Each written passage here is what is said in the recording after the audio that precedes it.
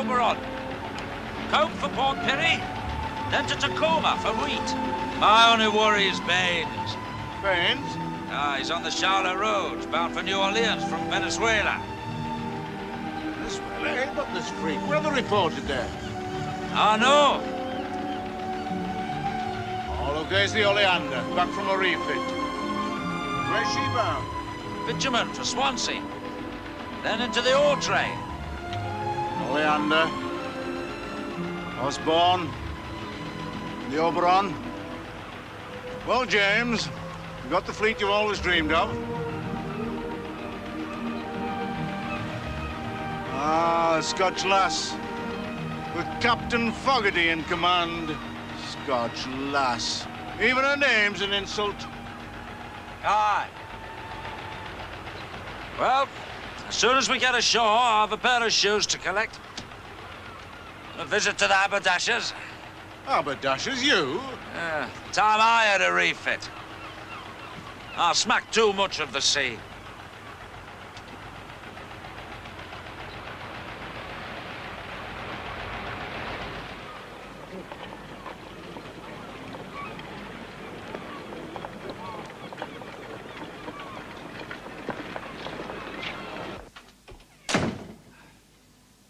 Is Caroline at home?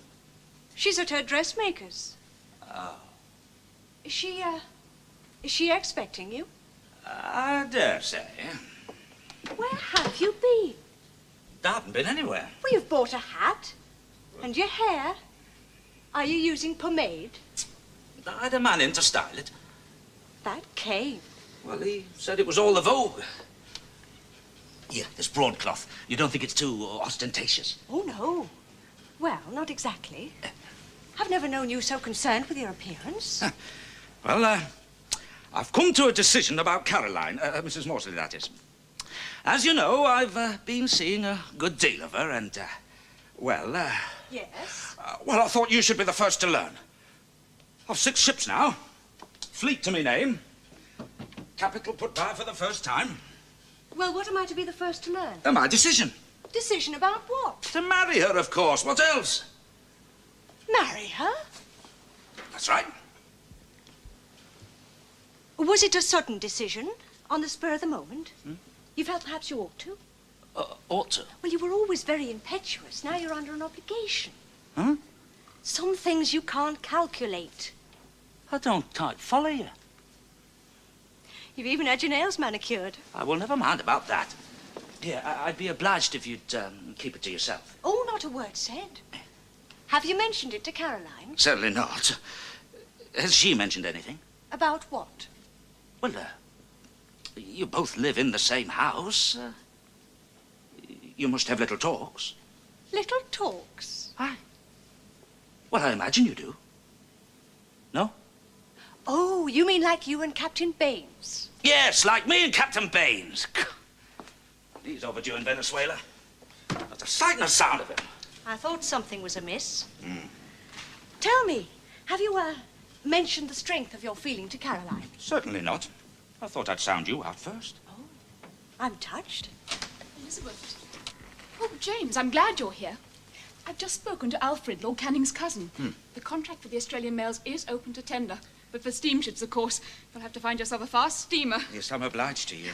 Oh, Caroline, there was something else. Oh, look, I'm awfully sorry. I can't stop now. Why? Well, Alfred's invited me to Buxton. His mother was a friend of my mother. She's getting married. Married? Yes, and I'm invited. Isn't it fun? She's 73. Oh, Caroline, will you be long? Well, as long as they'll have me. I love Buxton. I shall probably take the waters as well. Bye. 73. Plenty of time, then. Oh, look, Elizabeth, couldn't you have a word with her? Give her some idea of my intimations, eh? Your intimations? Well, if she doesn't know about them now, it's not a job your sister can do. Poor Leonora. What's it got to do with Leonora? James, are you quite sure you're making the right choice? I doubt Leonora has any idea of your intimations. Oh, look, Elizabeth, all I want is a little favour. I mean, it wouldn't do me any harm if you were to mention me to Caroline in a good light. Oh, I'm honoured. It isn't often you ask a favour of me, James. Oh, come on, Elizabeth, I am serious. I'm sure you are. And there's no one else, is there? Now, if Captain Baines were here, you could send him after her to tell her what a fine catch you are. Elizabeth. But Baines is already engaged in yet another favour for James Onedin, keeping your father-in-law out of your hair.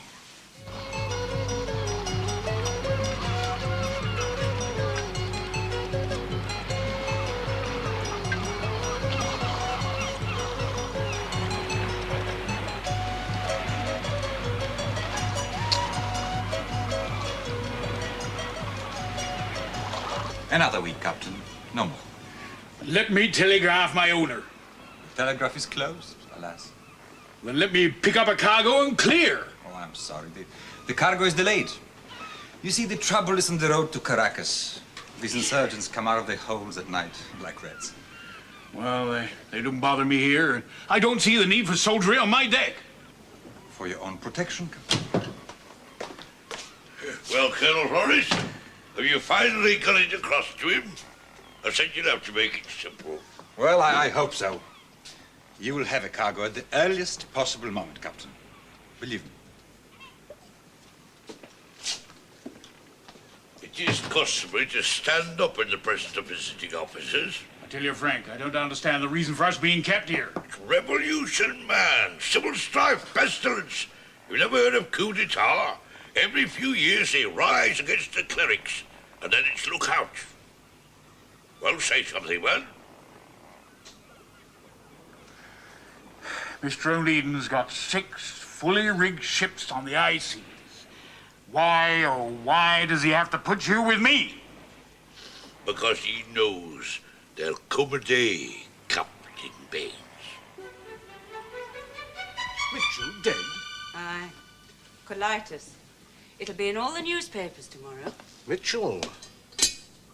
He bought up the shares in the World Steam Navigation Company. They've got James's ship, the Scotch Lass. I know that.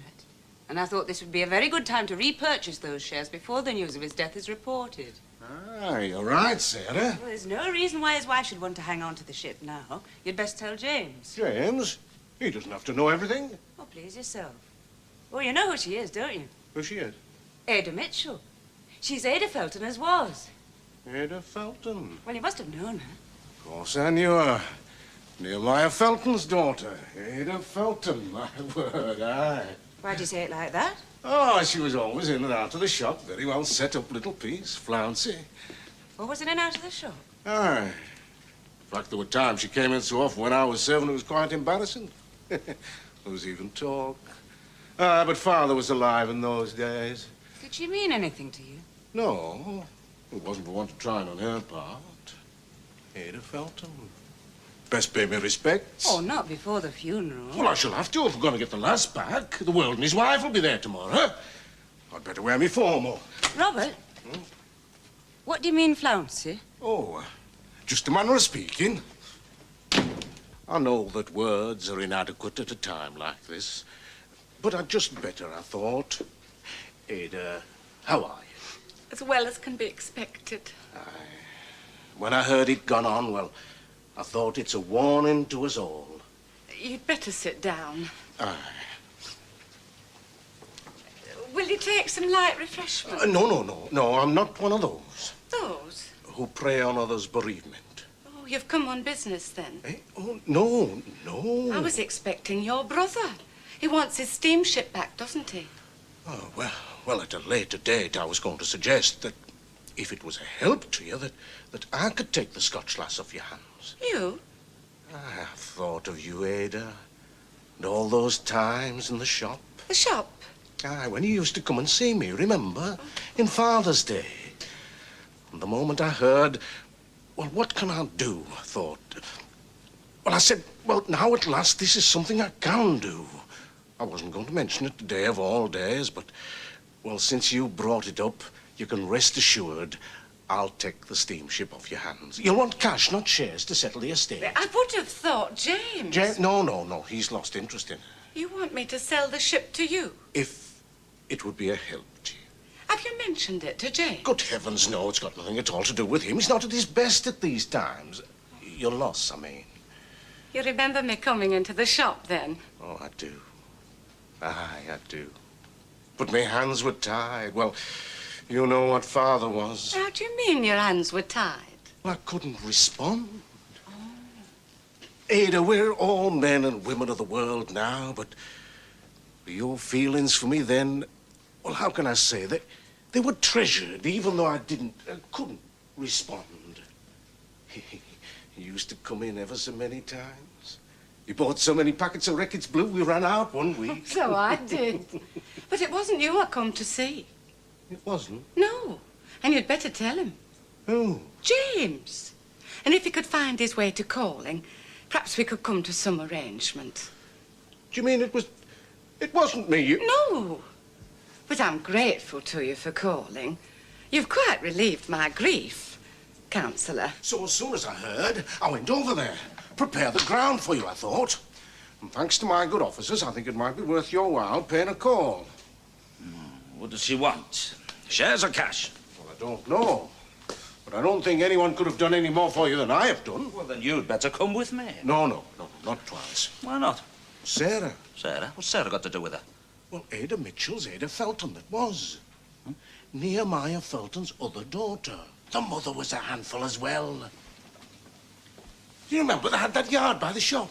The knacker's yard? No, the farriers. Ada was... Well, you know. No, I don't know. Well, she wasn't exactly Band of Hope. She was always in and out of the shop. I don't remember her. Well, she remembers you. And you say she's expecting me? Aye. Oh, well, she'll have to wait. Oh, I've got other problems. Now, tell me. Do you know where Mitchell calls the lass? Aye, Hudson's over on the Albert Dock. Ah, well, she's not there. I've looked. Do you know where else she could be? Would she be in Biddulph's? I don't know. I just want to keep my eye on the lass. Look, find Fogarty here. Offer him a discount on his victuals, eh? Fogarty, I'm not going to go chasing around after him. Anyway, I've done quite enough for you for one day. Oh, I do wonder about you sometimes. What are you, a businessman or a shopkeeper? I am a public representative, and I should think that every now and again you might show me a bit of respect for all that I do on your behalf. Well, there you are. If she needs anything, it's a refit. Not only that, the condenser's scaling up. The only time you can see water in the gauge glass is when she rolls. She'll do. I just don't understand your rush. Whenever Nona dies, it pays to be busy. So I'm taking on a time charter to Toulon if we're contracted, our jobs are safe. Ah, well, there's sense in that. The sooner the better. If I would, I'd keep her tramping outside of Liverpool altogether. Well, what are you fearing then? James Onedin will get his hands on her. I've had a taste of working for him. See what you mean. For myself, I'd rather be stoking the fires of hell. Mind you, you push her too hard and whoever gets her will get hold of a wreck. All right, well, time to worry about that later. Now then, if James Onedin or his brother Robert come aboard, we're awaiting orders and not a word said ashore. But we're not awaiting orders, we're away to France. But if James Onedin asks, we're awaiting orders. Obviously, Mr. Mitchell left the bunkering to Captain Fogarty and he's just carrying on. Well, bunkering, I can understand. But where's he bound? Well, that you'll have to ask Captain Fogarty. Oh, Mrs. Mitchell. Now, another thing that puzzles me. Why has Fogarty brought his business to you? Why shouldn't he? Well, she's always called at Hudson's. Well, now, there's a very simple answer which I am sure you will understand. Oh, what? We're cheaper. And is there any reason why we shouldn't do business with whom we please? It may surprise you to learn that we are not in business for the sole convenience of James Onedin. Ah, Captain Fogarty, good day to you. Mr. Onedin, Biddle. Outward bound, are you? Not yet. Oh. First to pay my bill. And then? To profit. Where else? What port? Wherever my owner sends me. Your owner's dead. Aye, but like John Brown's body, the spirit lingers on. Bye, Miss Biddle. Good day. Do you know where he's bound? Now, that is Captain Fogarty's business. Oh, come. Surely you don't want me to give you a lecture in discretion. No, but you could do me a favor. How? Well, I should very much like to know what Captain Fogarty's intentions are. Now, the man is not a fool. Why'd you say that? Because he took very particular care not to tell me what his intentions were. Looks like all roads lead to the grieving widow, then. I had hoped to avoid that. Any news of Captain Baines? None. Aren't you worried? Not for his hide, just his sanity.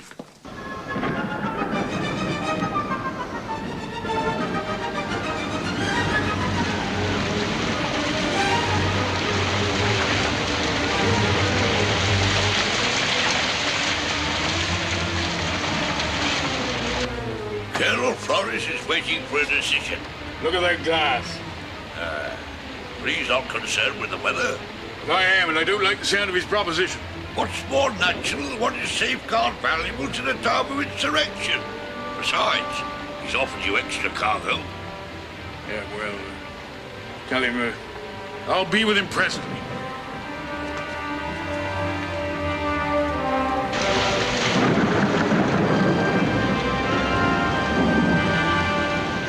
There is a difficulty?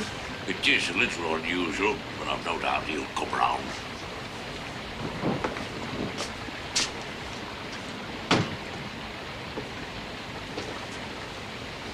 Now, let me get this straight. In exchange for me transporting you and your valuables to Maracaibo, there will be a deck cargo of hides awaiting me there. Indeed so. Maracaibo is only 300 miles west of here. How about these valuables? From the cathedral, you say? Yes, one or two sculptures, a statue, some objets d'art. They will be in one large crate. Sealed? Naturally, and placed here in the saloon for safety. They fear the desecration of the cathedral by the insurgents. How much more have you got to know, man? When do you propose to ship this cargo aboard, sir? As soon as possible and as secretly as possible. Why secretly? The port here is under siege, and we have no wish to advertise a lack of confidence in our own forces. You mean you don't want anybody to know? Captain, I do have the requisite authorizations before me. Our troubles come and go, but in calmer times, we're in a position to favor foreign shippers. What would your owner say? James Onedin, what wouldn't he touch? Very well, Colonel. We'll have to look sharp, because looks to me as if there's some weather coming up, and I want to give her some sea room. Gain an offing. Of course, of course. Everything will be done as you wish, Captain.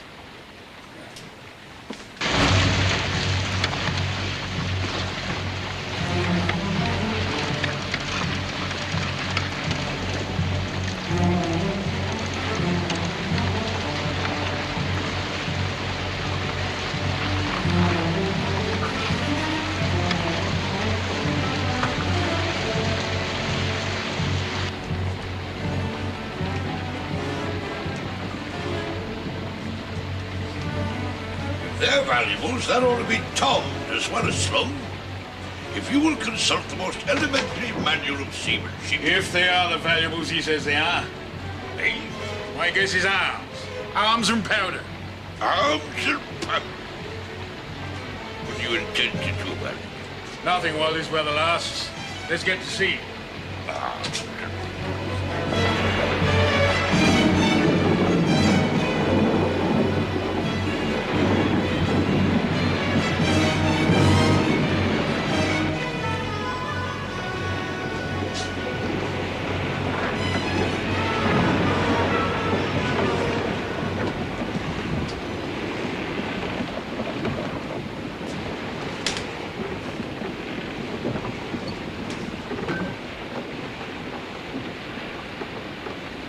I tell you, I will. As soon as this weather clears, we take a look inside that crate. But you can't broach cargo. I've a good reason. They're very savage penalties for carrying arms at a time of insurrection, but we'll write this out first.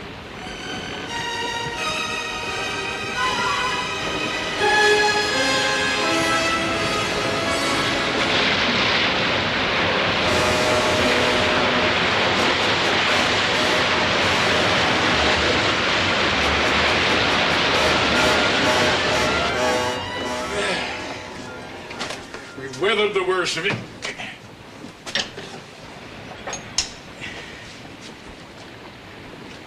Got a very good stomach for a soldier, Colonel. I like to think I have whatever is required in this situation, Captain. A little bit of ironmongery and all. Hmm? Oh, purely ornamental, but the salt air is very harmful.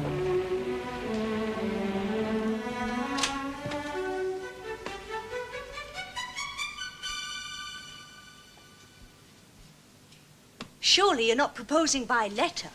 She won't be back for another 3 weeks. It's none of your business.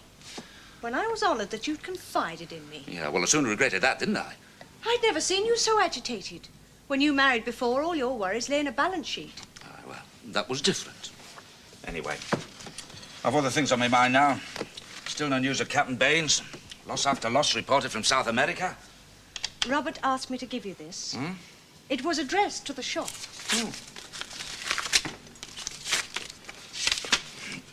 Oh, it's from that Mitchell woman. Ada Mitchell? Aye. Ada Felton, that was.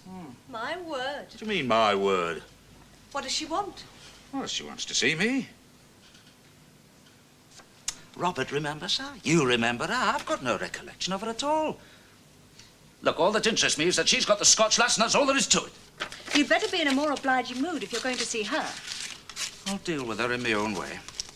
If I were you, I'd consult the Ladies' Home Companion before you finish your letter. It offers very good advice to the lovelorn. Oh, get along with you. My life was dreadful. I have to put up this pretense, but in my heart it was a great release. Yes, I'm sorry. You don't need to be. I've come about the Scotch Lass. I know. I knew you'd be direct, not like your brother Robert. Robert? You can't imagine how long it took to come to the point. He wants her for himself. Robert made you an offer? As good as. Well, he was acting on my behalf. Not he. He had no doubt we could come to an arrangement between ourselves. Well, I think you must have misunderstood. Why?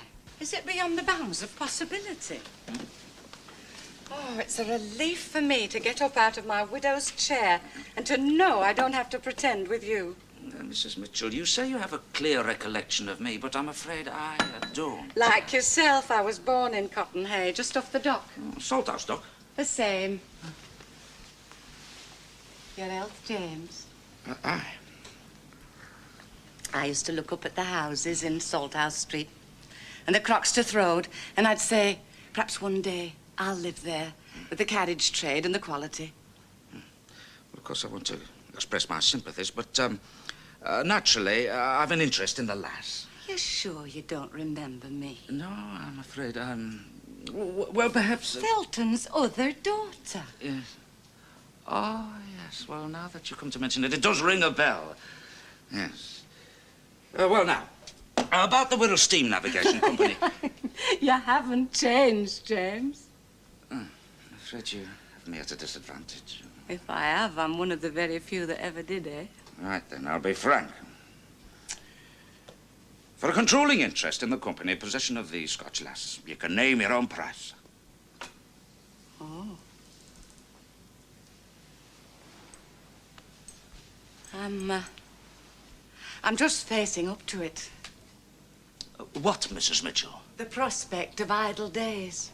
I'm sure Mr. Mitchell left you well provided for, and, well, what with my offer, I'm sure you could... It's not the money. Your wife, she died in the most tragic circumstance. How did you manage? Me? Oh, I busied myself. Well, it's different for a woman. Aye, well, I can't help you there. They say, the rumor was, your wife, well, her dowry was just a ship and the clothes she stood up in. That was years ago, Mrs. Mitchell. I'm private. Private? Indeed. As a matter of fact, I'm thinking of marrying again. Marrying again? Who? Well, now, that's private, too. Now, come on, about the Scotch Lass. She's not for sale. I beg your pardon? I don't know how you can come here and upset me at a time like this. Your brother Robert as well. No, I won't discuss it further. The Scotch Lass is not for sale.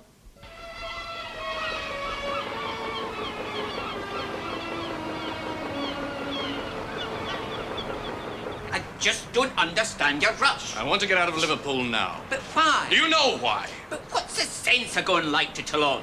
We won't go light. We'll lay off. Man, we're months overdue for a refit. Now, don't say I didn't warn you. You're like an apple woman, McWhirter. No wonder things were bad in the old days if they signed on men like you. Listen, Onedin won't bother you. You've seen Lloyd's list. Charlotte Rhodes is posted missing off South America. 12 weeks overdue. James Onedin's written off men and ships before. The fact is, he wants this one, but he's not going to get it.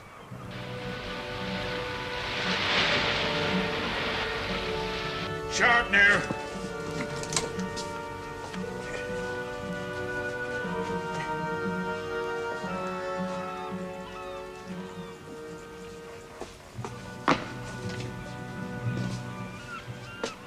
Your accomplice had better leave.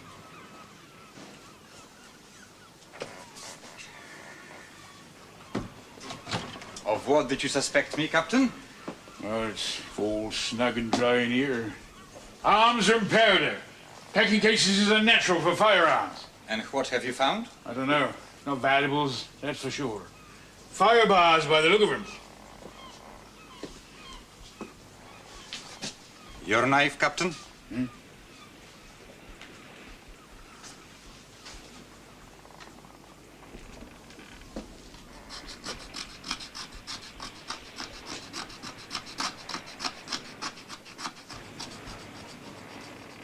What is it? Bullion? Bullion? Gold. Upwards of 3 million pesos. But you said valuables. Well, yes, you see, originally my cargo was to be exactly what I said it was. But then it occurred to my superiors they had to safeguard the gold as well. All right. But as I understand it, it's still valuables to Maracaibo and a cargo of hides for me to New Orleans. And that is the most important consideration for you? My deck cargo, yes, sir. But what about the presence of bullion? Is it of no import to you? Well, it's not mine, never likely to be, sir. What would you say to a share of it? Well, I put out the thought, Captain. You asking me to be a party to stealing it, sir? At the moment, I'm merely making a suggestion. But you mean stealing? It's nearly £1 million of English money. A sum such as a man will never see in his lifetime. Were you to set passage for Port of Spain, what difference would it make to you? Oh, no difference. Well, let me put it another way. You have broached cargo. The seals are broken. What would my superior say to that?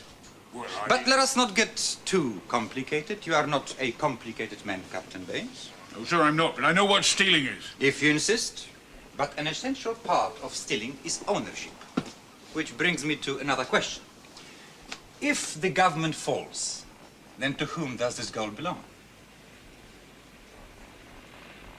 I don't follow you, sir. Look, supposing I were to buy the ship. Now, what would your owners say to the loss or gain of £50,000? £50,000? No, I won't be a part of stealing, sir. And then there's my deck cargo. Captain, I am sorry. There are no hides for you in Maracaibo. No cargo and no payment. The government is in peril, the country is divided, the civil population in terror, and if my superiors need a ship, they will take yours and slit your throat into the bargain. So may I suggest you think about my offer again and change your course for Port of Spain? Think about it.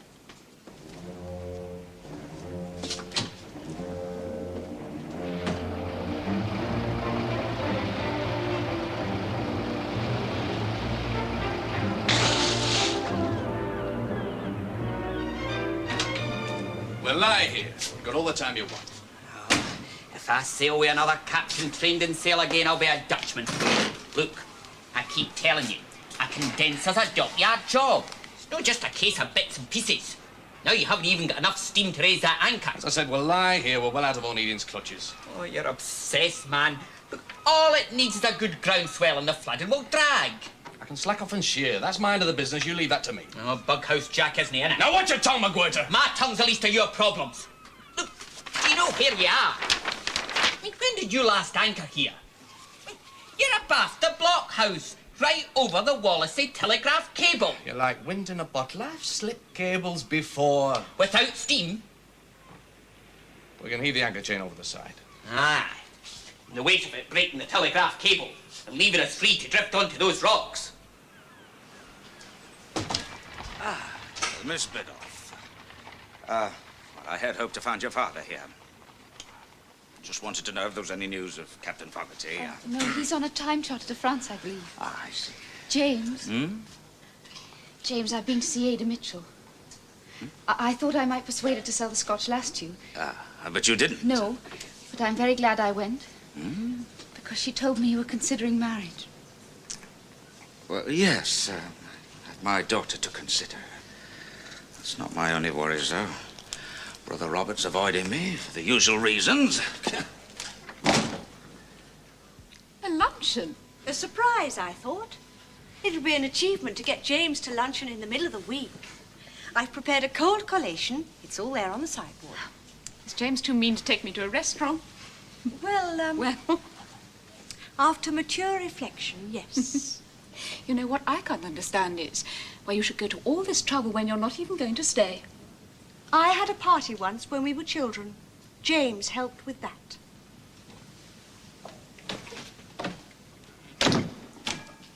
Oh, James not here. He was, but he's gone. Did he say where? No, he said you were avoiding him. I'm not avoiding him. I'm trying to find him. Oh, your father wouldn't happen to have access to a steam tug, would he? A steam tug? Ah. Well, I'll see what I can do. Good. I'm sorry I can't stop. I must find James. Brother Robert. She didn't tell me she was back. She came straight home, and her first reaction was luncheon. A surprise. Well, then why didn't she tell me? You know nothing about women, James. Shy, do you mean? Oh, James hasn't been here, has he? No. I've been everywhere, to the offers, down to Biddulph's. Robert, listen to this. People ran hither and thither crying for help. Some screaming with fear, and some shouting the names of their relations. Oh, what are you talking about? Other casualties during that dreadful night were the sinking of the four-masted square rigger, Eliza Roger. Well, that's got nothing at all to do with us. It's Captain Baines I'm thinking about. You haven't given a thought to him, have you? Not Captain Webster. Baines is only delayed. He's not wrecked. Oh, Robert, do you not care at all? Oh, I'll mention it to James, if I can find him.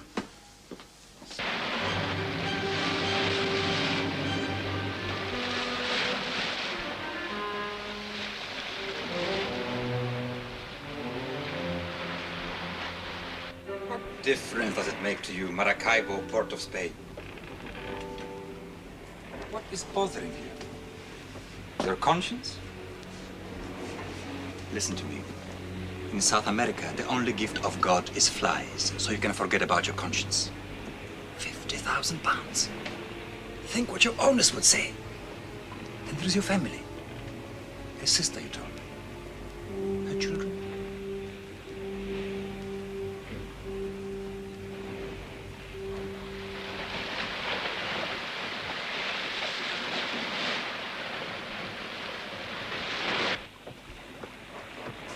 The arms have travelled very well, Baines.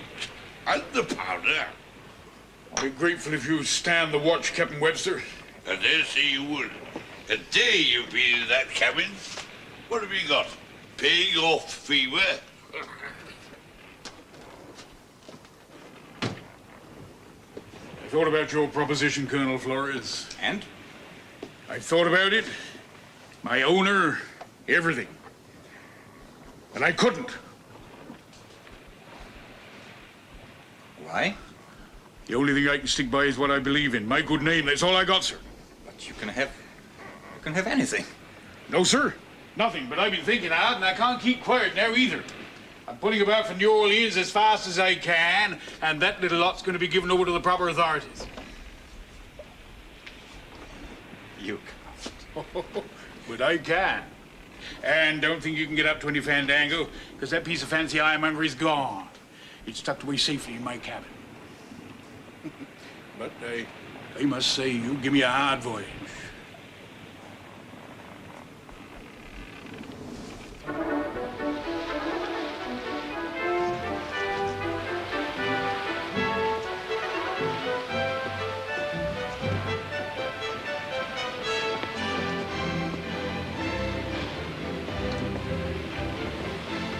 What now? Putting about for New Orleans, all in the hands of the authorities there. Deck cargo gone as well. I dare say they'll find some employment for you ashore. You think so? I'll do my best for you.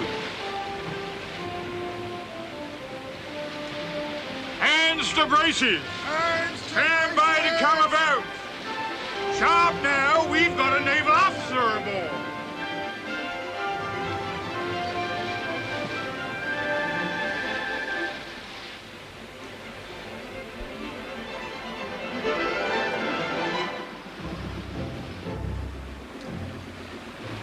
tugs.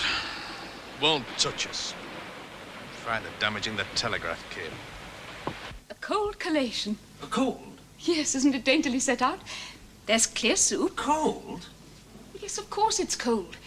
Then there's chicken and some crab and a trifle. Very nice. Oh, come, you don't seem appreciative. Oh, I am appreciative. Well, we don't have to do a thing, just help ourselves. Yes, Caroline, there's something that I want to say. We've got all afternoon. Yes, well, would you be so kind as to take a seat? If you please.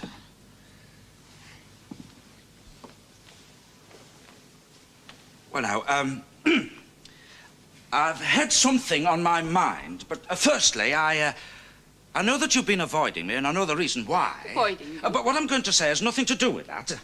What then? With us, I suppose. Please, don't interrupt. Well, firstly, I apologize for having taken advantage of you. When did you do that? Oh, come on, you know what I'm talking about. And anyway, that's water under the bridge. You've been married, I've been married.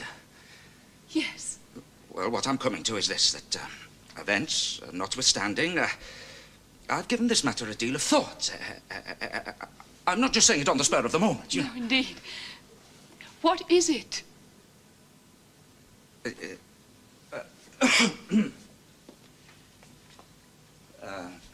James. Caroline, Thank heaven I found you, the Scotch Lass. Excuse me, Mrs.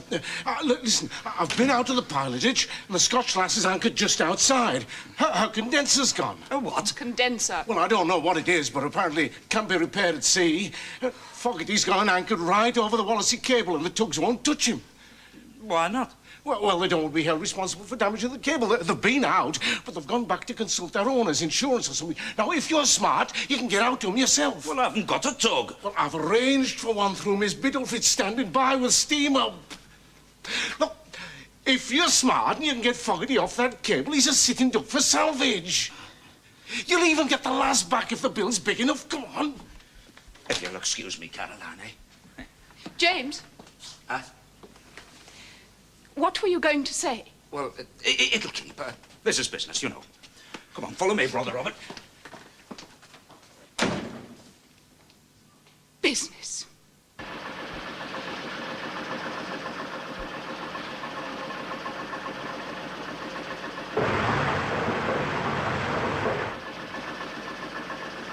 The best thing you can do is strike a bargain before the tugs get back.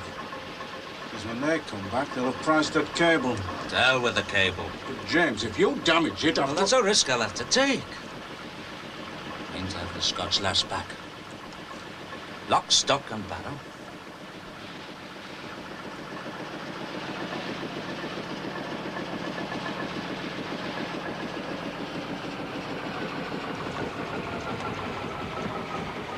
What do you want, Onedin? I'm the International Red Cross. There's no point in you coming aboard. Not much point in you staying there either. I'm waiting for the tugs. They're coming back with their price. They'll fry you, Fogarty. Now, why not listen to my price, eh?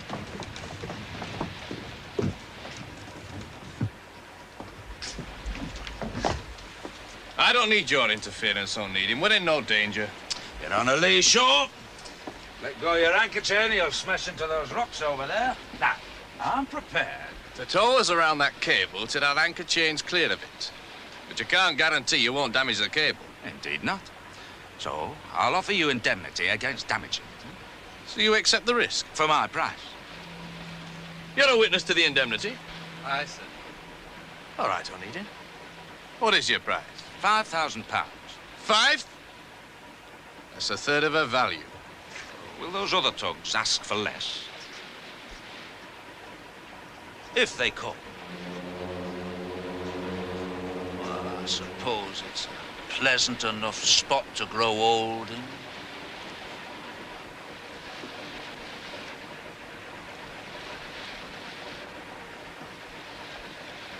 All right, Onedin. £5,000 it is. Right, Captain Fogarty. I'm gonna nurse that cable like it was your firstborn.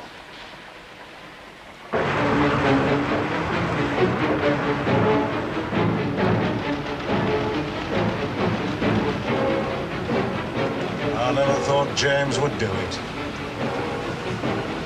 Well, let's just hope we don't damage that cable.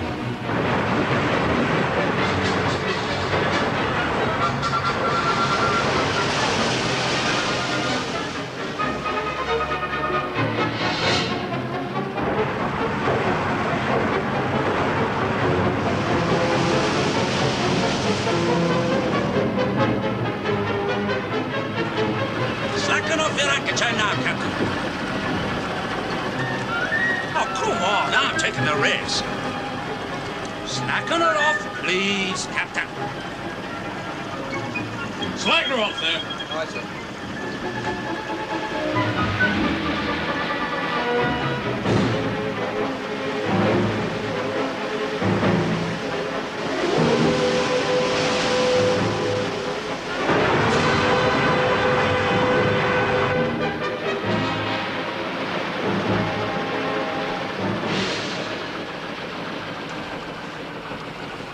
If the devil's own luck, Onedin, I think we've cleared the cable. Right, thanks to you. You can let go your tow rope now. No, Captain. Let go your anchor chain. Cut it, heave it over the side. So that's it. You mean to tow us back to Liverpool? What's an anchor chain but 10 pence a rusty? Salvage. So I lose an anchor chain and you gain a ship. No, Fogarty. Not gaining a ship. Just taking home what's always rightfully been mine.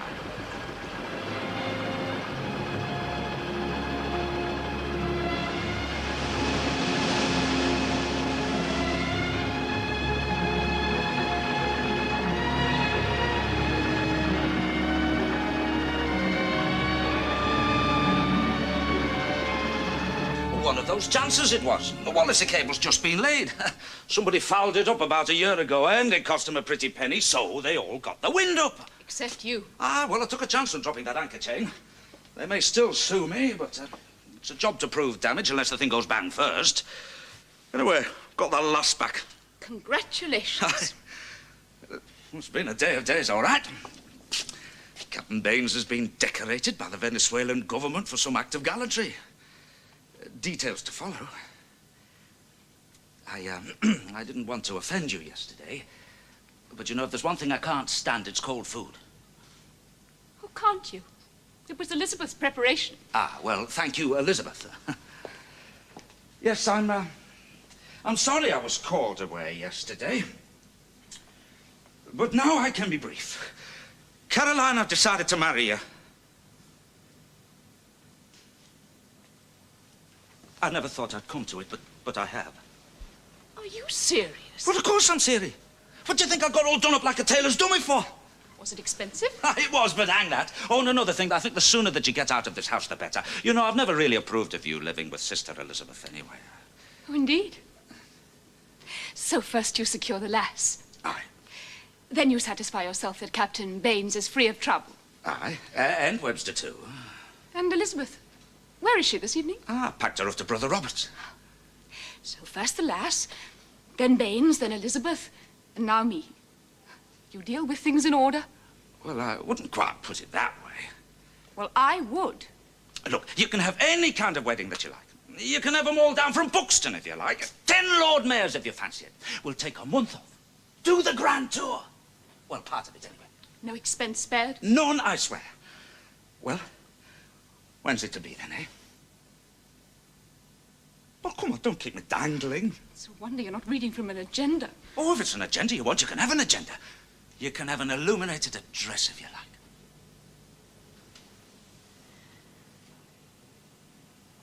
James, I can't. I can't what? No, that's not right. I won't. I can't, won't what? Marry you. But, you led me to think that, it's Elizabeth. You've been listening to her. Oh, it's got nothing to do with Elizabeth. It's me. I won't marry you. Why did you let me? What? Well, I assume naturally that... Naturally? Well, yes, naturally. A woman like you doesn't just give herself to a man for... You're making sport of me. No, James, I'm not. And I mean what I say. You can't mean it. I mean, you've no reason to turn me down. I don't drink, you know. I'm abstemious, sir. I work hard, I make decisions. I'm a good provider. I am whatever anybody else says. I'll get things done. I'm sorry, James. Sorry? Yes. Thank you for asking me. It's a great compliment. Compliment? I haven't come here to pay compliments. Don't believe in compliments. You are making sport of me.